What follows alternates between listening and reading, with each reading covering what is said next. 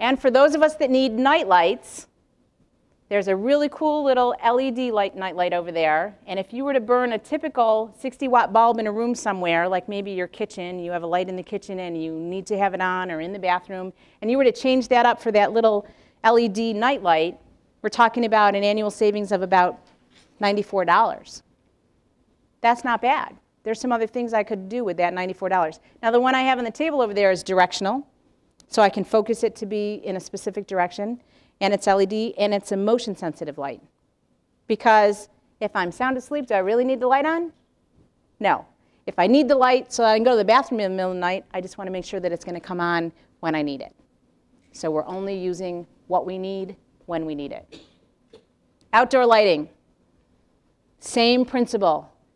Do you need to light the whole exterior of your house, other than the holidays, if you really like putting the holiday lights out? Or do you just need light where you need it, when you need it, for entering, for exiting, for safety purposes? Yes?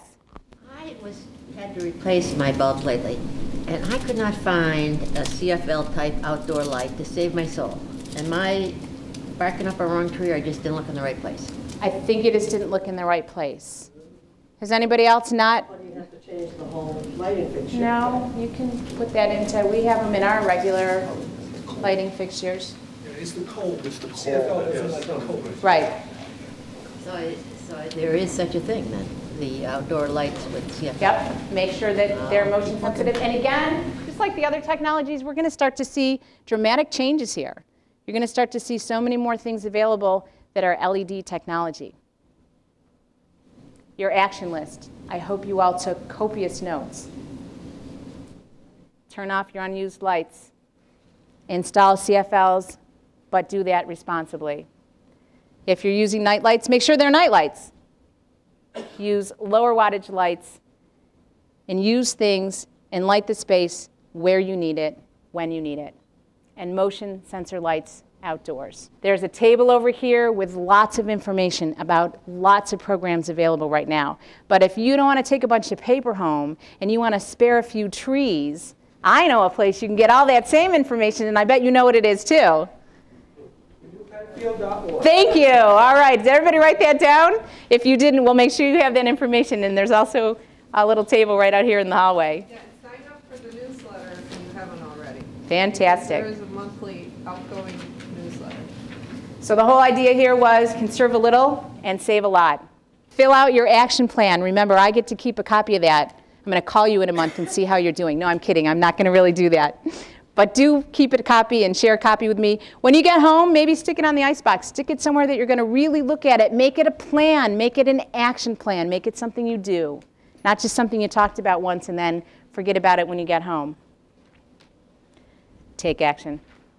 And remember that smart energy choices mean lower energy bills, which means more of this to do the things you really want to do. Any questions? Oh, there's got to be some questions. Think about the expertise in this room. If you have a question, this is a great time to ask. You know where to go online for that constant resource that you're seeking and backup information. Lee Loomis is here from NYSERDA to help us out. We have some other local experts here available, Bob and Francis. Yes, sir, question. I'm in a ranch, and I have a ceiling drop-down stair. Okay. Probably is a major energy loss as far as ceiling it goes. Mm-hmm.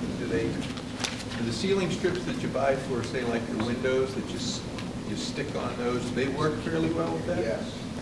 There's a couple over there. You have the right idea. You need to seal that space just like it was an exterior door, because that's a space between your heated and unheated space. There's a couple of stick-on gasket type of seals for a door. You might want to take a look and see if one of those. If you've done that, sir? Put a window kit over. You put a window kit over yours, so you don't have a need to go in there through the course of the winter, and that was an effective thing for you to do. Might be an option. They even have kits now that you can buy that cover those up now. They have You specialty have kits. special kits you can buy. Special kits you can buy at the big box stores locally. Right. Fantastic. It's your attic, right? You drop down? Yeah, there's, go to Home Depot and all that, right? Frances does not work for Home Depot, by the way. She just frequents don't. there. Any other questions? Yes. Sorry, I should have asked this earlier when you were talking about furnaces. Maybe it's more of an observation at this point, but we bought one of those new super high efficiency, forced air natural gas furnaces last year when they got the tax credit. And I just had Isaac come in this week because the smart programmable thermostats have something now called recovery mode. And basically, we were observing that our furnace was coming on much earlier in the cycle than before. And we knew how much it took to bring it up about 10 degrees. But I was looking for an explanation. It was coming on at like 4 o'clock in the morning so that it'd be 68 degrees at 6:30 in the morning. And actually, the Isaac rep came in, had to call back to the office, and then they in turn got an answer, was because the new multi-stage or modulating furnaces are so efficient, but they need a long time to come up to temperature. And they don't want to be running at the highest stage, the most inefficient. So they're going to run longer at the higher efficiency at a lower temperature. Therefore, they come on earlier, and it seems like it's working harder. I don't know if you've observed that before. But I haven't. Did they give you any feedback on if they thought said setting your try it. thermostat back? Well, they said the option is to turn it off. That you can actually turn this recovery, this learning mode off. Gotcha. And then you can see how long it's going to take for your house to come up to temperature. But again, it's going to burn at the most inefficient mode, the highest stage, using the most gas. So I hadn't read that anywhere, and it was just... I haven't either, but that's definitely a good question. I think that's a question to go right back to building sciences down in Ithaca and ask them. Well, I think I know the answer again, but I guess I got to do that test to see Right. if you turn off the learn mode, how fast does the house really come up getting to back to temperature, and maybe how many therms am I using in that mode versus... And that's going to be that authentic test is going to be the true test. When you had your furnace replaced, Last do you February? know what size furnace they took out? How many BTUs you mean? Yep. I think so. Okay, my point is that, is this working? Yep. As a matter of fact, if your house was built 20, 30, 40, 50 years ago, it had a furnace in it that was designed to prevent anybody from having to call the contractor back because the house wasn't warm enough. And it was built in an era when natural gas was pretty cheap, when electricity was even cheaper, and so people really paid very little attention to how much it was costing them to heat and light their homes. And in fact, typical RG&E bill for a center entrance colonial back in the 60s was about $33 a month. And in the cold weather, maybe $50, $55 a month. Nobody really complained too much about their utility bills in those days. As a matter of fact, you had an oversized furnace, even though you didn't have a very well-insulated home. It had as much insulation in it as economics could justify given the low cost, relatively low cost of energy to heat it.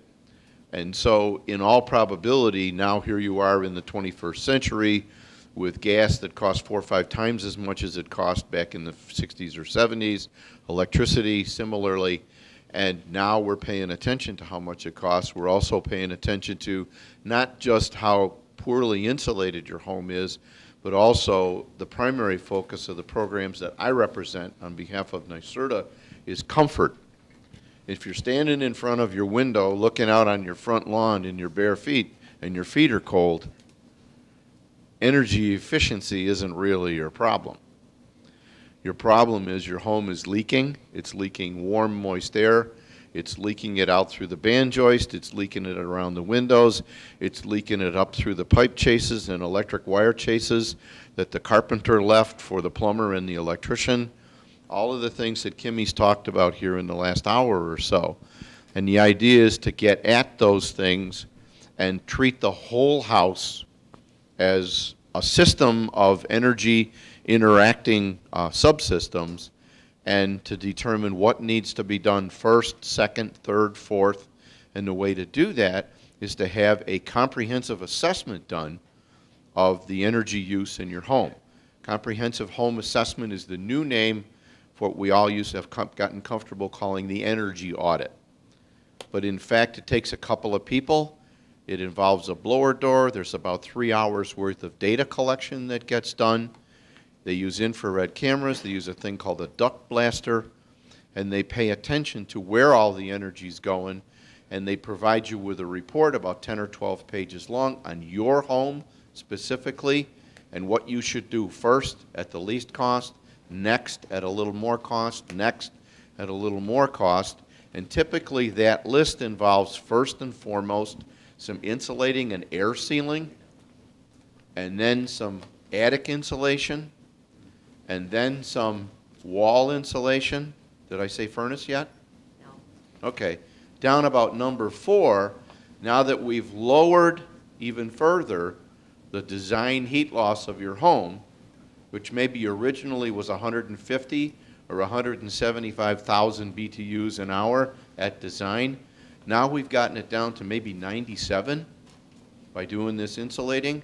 Now we get down and we look at your furnace that was installed so the contractor would never have to come back. There's always be lots of warm air coming out through the, especially the register in the bathroom in the morning. And what do we find? We find that actually your 150,000 BTU an hour house got 175,000 BTU an hour furnace put in it back in 1960 whatever. And in fact, what have we just done? We've just lowered the heat loss of your home to less than 100. So what do we install? Another 160? No way. We put in 100, or maybe even a 90 or an 85, because it really, you don't get to design that often anyway, the design temperature. So now you've got a furnace that's half the size of what the old one was, and you don't have a 3/4 or a full horse motor down there blowing the warm air around. You've got a modulated DC motor that comes on slowly as the heat exchanger warms and only delivers air at the temperature that's comfortable to raise the temperature, the overall temperature of the home. You got a system that's working for you now. And sure, it comes on at 4:30 in the morning in order to get you to 68 by 6:30 or 7 o'clock in the morning, so you jump in the shower in a warmer bathroom. But that the temperature's modulating down there on this smaller furnace. It's operating so efficiently that the actual outflow from the furnace is coming out through a plastic pipe in the sidewall of your house. The reason for that is it isn't warm enough. The exhaust from the furnace isn't warm enough to go up a chimney. So they eliminate the need for the chimney in your house, which is actually another heat loss thing that's like it's a flue up through the middle of your house. But the temperatures that came out of your furnace before, your old one, were 650 degrees Fahrenheit going up that flue. No problem going up the chimney at that temperature. But 650 degrees Fahrenheit, exhaust temperatures in a furnace, think of the heat you're wasting. Well, what this does is actually operates the exhaust temperature from a high efficiency furnace, a closed combustion furnace, is actually lower than the temperature of what comes out of your clothes dryer. So that's where all the efficiency comes from, but you treat the whole house as a system of interacting energy consumption and emitting components, and by getting this comprehensive assessment done, you really get a complete picture of where your energy's going. After the furnace on the list comes a few more things, and eventually windows. Windows aren't a bad idea. It's just that windows don't have a payback much better than anywhere from 25 to 50 years. Air sealing and band joist insulation has a payback of usually less than 2 years. So, how do you get these? You sign up by going to getenergysmart.org, which is the NYSERDA website for residential incentive programs. If you want to, you can participate in this through the Green Jobs, Green New York program, which can provide you with a free or almost free audit, because what happens is the normal, regular NYSERDA program, audit part of that program gets subsidized by Green Jobs, Green New York, which is federal money that has come in recently to supplement that program. You fill out a form. There's one right here in this plastic rack on my table by the Christmas lights and stuff. You grab one of those forms, you fill it out, you send it in. They send you a registration number, one number. That's your ticket to your low-cost, no-cost energy audit. You get one of those. If you want to have more than one contractor come in and do an audit for you, only the first one was free. The second one, third one will cost you additionally, and then you'll decide which contractor you want to hire. We don't recommend shopping it around. The contractors who are trained in the NYSERDA program all do essentially the same kind of audit. There's a set of literature here that describes that, step 1 through step 7 or 8, what you should expect from such an audit. If they come, they spend 20 minutes and they sit down at the kitchen table with you with an estimate of what you need to do in your house, you tell them to leave. They need to spend hours in your home collecting the data to do this right. And that's what the NYSERDA program pays them to do. So make sure you get what you deserve. Yes, ma'am. I have a particular question on my house, and maybe others have it. I have a couple of bedrooms that I don't use, and I keep the door closed to them, and I don't have the heat, I have the vent shut. Is that efficient, or is that changing my Not necessarily. blanket? Sometimes what you're doing is you're just kind of messing with the balance of your heating system. I mean, it requires that the cold air comes back through a cold air return to be reheated and sent back up. I mean, that's what a cold air return is about. If you start closing off rooms, you can kind of be making the thing run with its nose plugged, and it doesn't necessarily work very well. Yeah. Okay. If you had an energy audit done, Lee, are those some questions you could ask of Yes. those technicians when they're there? It's peculiar to each home. So in some cases, maybe, or maybe what you do is close the register but leave the door open. But so the thing doesn't get quite so unbalanced. Gotcha. Or find a starving artist to rent the room from you for next to nothing. Yes. I've heard that when persons go to buy an old house, the furnace is still going, running good, but they advise that because of that furnace, it may be corroded inside, you might end up getting exhaust. There can be a lot of things wrong with an old furnace. I mean, eventually they corrode, and the heat exchanger is made out of something like steel or iron, and you can have leaks between that in the heat exchanger, and that can result in the products of combustion, which include carbon monoxide sometimes, getting into your home. So it's a good idea to have your furnace inspected periodically. Once every 3 or 4 years is probably a pretty good rate to have it done. And of course, what you want to do ultimately is go out and get for yourself, because they're a lot less expensive now, get yourself a carbon monoxide detector, a pair of them. You put one near the furnace and you put one in the room you sleep in, so that you're the first one who knows you've got carbon monoxide, so you can get the heck out of there. Even yesterday, there was a carbon monoxide detector that went off in a daycare center. It was on the news last night. For 3:30, 4 o'clock in the afternoon. They didn't say why. There could have been a bird in the flue. There could have been something that just blocked it. But as a matter of fact, that's what these things do, is they're there to save your life. And I think they're only about $25 or maybe $35 a piece. They used to be expensive, like $50, $60, but now they're pretty inexpensive, and you should have a pair of them. Safety is the primary focus of the Comprehensive Home Assessment Home Performance with Energy Star program. What they want to do here as they tighten up your house, or prescribe the tightening up of your house, is make sure that they don't cause a problem. Most homes, and I'm getting off in the technology here, most older homes experience somewhere between 5 and 7 air changes an hour. Just natural wind blows, air leaks through windows, doors, band joist, all that sort of thing. The focus and the goal of this program is to lower that down to somewhere between 2.5 and 3 air changes an hour. Basically, sometimes cutting the leakage in half. Well, there's a lot of things that can be expelling bad stuff in a home that's experiencing 6 air changes an hour. You got turpentine, you got linseed oil, you got all kinds of interesting little chemistry that you're storing down there in the room with the paint. You got a little gasoline in there from the lawnmower from the summer, and maybe you're keeping it under the basement stairs instead of out in the garage where it belongs. You've got other kinds of chemicals, lawn care stuff that's in the house. You maybe even have a couple of little pinhole leaks in the flex tubing coming from the gas pipe to the back of your clothes dryer or your water heater. Well, all of those little leaks of natural gas, maybe a carbon monoxide thing happening from a crack in your heat exchanger in your furnace, and then all this other stuff, the turpentine and the other solvents, they aren't going to hurt you if you're getting 6 air changes an hour in your house. You probably won't even smell them.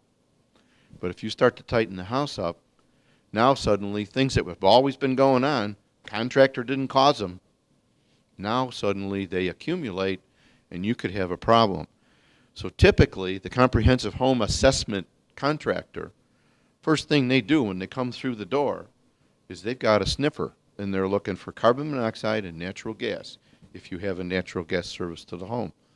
And they're going to find them. And frequently, 20, 30% of the time, they find these pinhole leaks in the dryer flex tubing, because if you move the dryer out enough times, once or twice a year to get the dust monkeys and the socks and the other things that get behind it, you flex that enough times, it begins to develop pinholes. But this is a way to find it. Safety is the primary concern of this program. Energy efficiency is right along after that, but safety is the primary issue.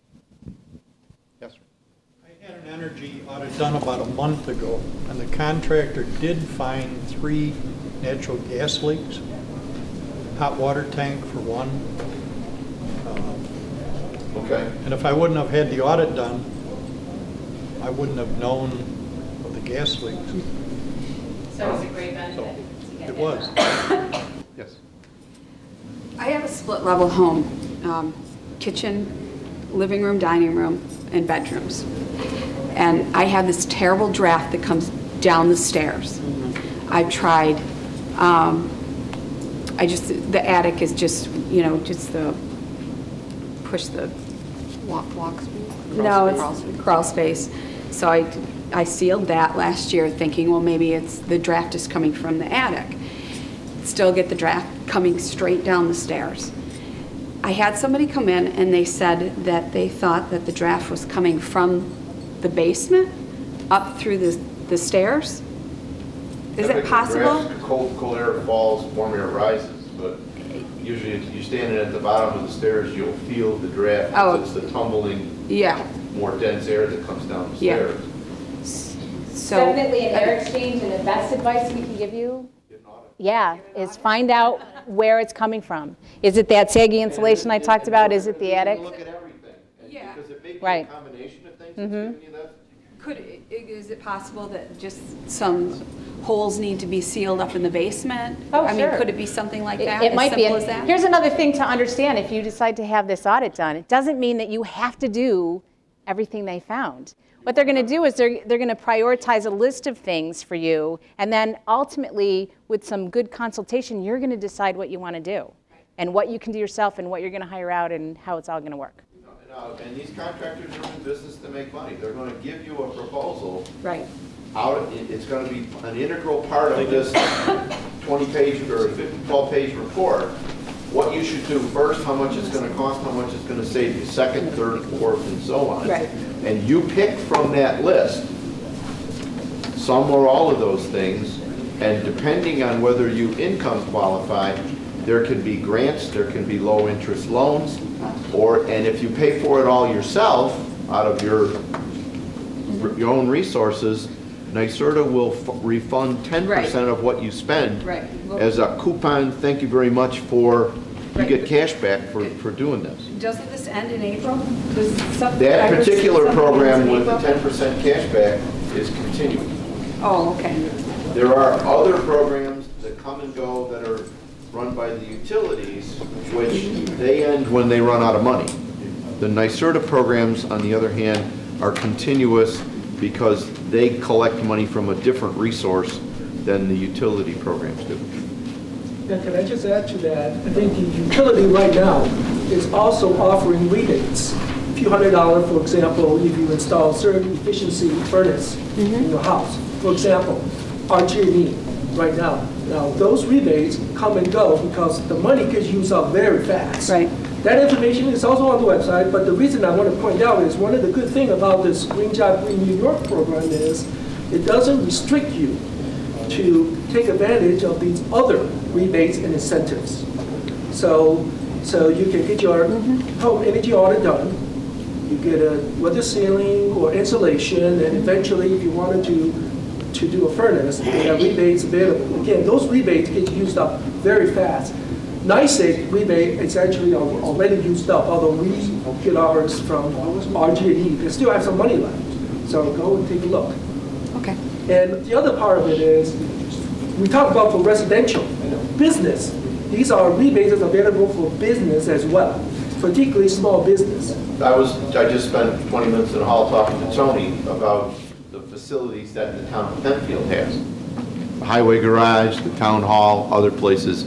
There's a whole nother set of incentives for non-residential, commercial, municipal, industrial facilities.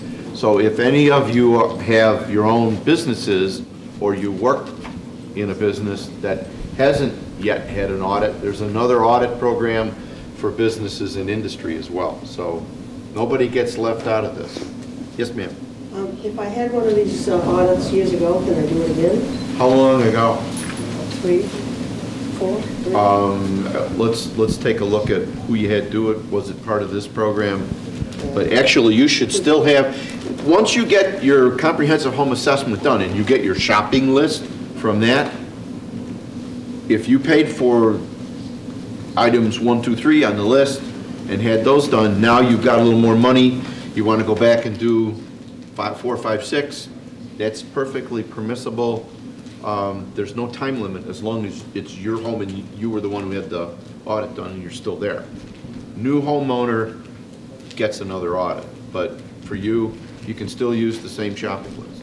But if you really wanted to have that done again, I actually called the Green Jobs Green New York. I called the governor's office and I asked that question because that came up a few times. And they said if it's been a calendar year, you can have another one done. You can apply in that program.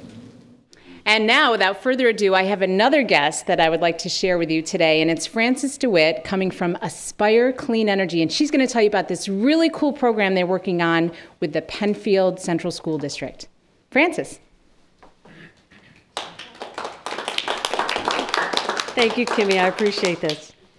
Last year at Aspire Clean Energy and SunPower, we celebrated the summer solstice by educating and demonstrating to the community the benefits of the sun's ongoing power, how it can be captured and how it can be used and provided for heat and electricity. In an ongoing effort to spread the word, we awarded a solar education kit to the school district or the school building with the most representation at this educational event. And Bay Trail of Penfield won the award. We've since been working with the principal, Winton Bunnington, and director of STEM, Leslie Good, and the teachers at Penfield schools to design a solar electric curriculum. The enrichment teachers are working together to develop a solar electric unit that integrates science, technology, engineering, and mathematics. These are the 4 components of STEM.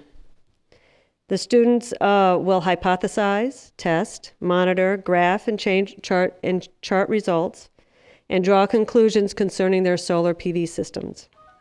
Let this be an impetus for the adults of the future to consider how to sustain the world as they know it for future generations. Thank you.